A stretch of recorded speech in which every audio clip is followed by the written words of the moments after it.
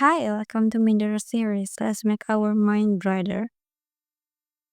Kadang kita, setiap orang ya, pasti sakit gak sih buat dibanding-bandingin kayak, banding-bandingin tuh kayak diri kita tuh kayak nggak worth it tuh.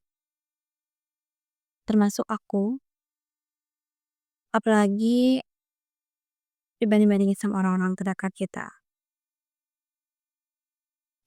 Ini ada beberapa cara dari aku, karena aku masih terapkan dan masih belajar juga, buat aku nenangin diri aku ketika diri aku diserang. Ketika diri aku diserang. Kayak kita lihat hewan deh. Hewan aja kalau misalkan di tempatnya nggak aman, kalau misalkan di habitatnya nggak aman, dia menyelamatkan diri kan. Kayak misalkan cicak, dia menyelamatkan diri dari musuh ya dia memutuskan ekor. Apalagi kita manusia yang berakal. Ngebandingin, dibanding-banding, bukan ngebandingin, sorry, kalau ngebandingin itu dilakukan kita ke perlakuan dari kita ya. Dibanding-bandingin sama orang lain tuh menurut aku, dibanding-bandingin sama orang itu menurut aku menjadi support juga sih, bagian dari support juga, tapi dengan cara yang keras menurut aku. Dibanding-bandingi sama orang juga membuat aku lebih kuat sih. Tapi nggak bohong, itu sakit banget. Kayak memandang diri kita, aduh, worth it gak ya sebenarnya gue jika hal yang seperti itu. Terus juga aku mau ngasih tahu ke kalian ada beberapa cara yang biasanya aku lakuin ketika aku ngadepin hal seperti itu. Yang pertama itu aku menjauh dari mereka dan entah itu ke kamar mandi, atau kemanapun yang pokoknya jauh dari suara itu, aku tarik napas dalam, take a deep breath, inhale. Menyadari bahwa masih ada kita di sini, masih ada diri sendiri buat bertahan. Masih ada diri kita sendiri untuk berjuang. Dan itu masih bernapas. Nafas itu adalah berharga. Kalian pergi ke rumah sakit, ada banyak orang yang dibantu. Bernafasnya pakai alat pernafasan kita, bernafas dengan mudah.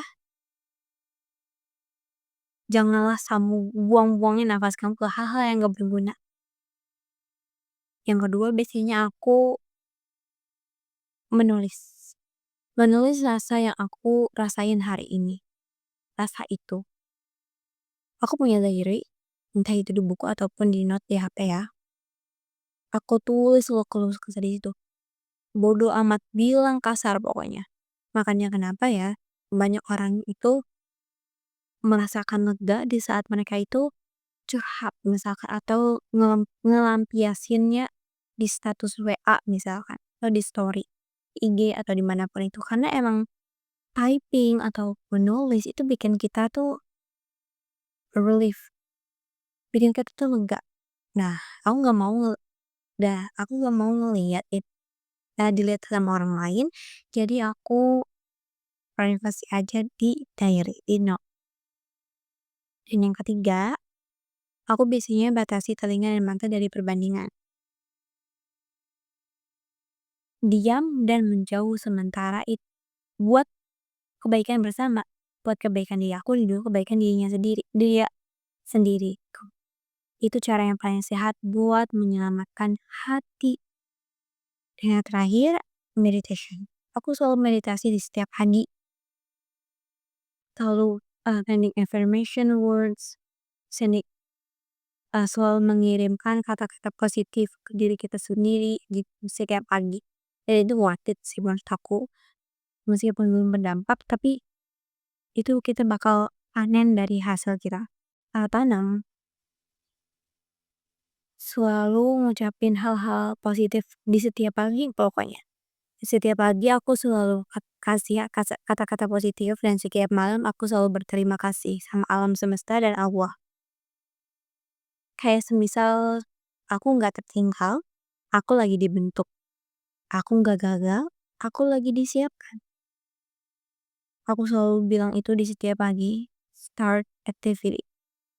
Oke guys, hingga dalam menjelaskan suara untuk pikiran tenang. Bye!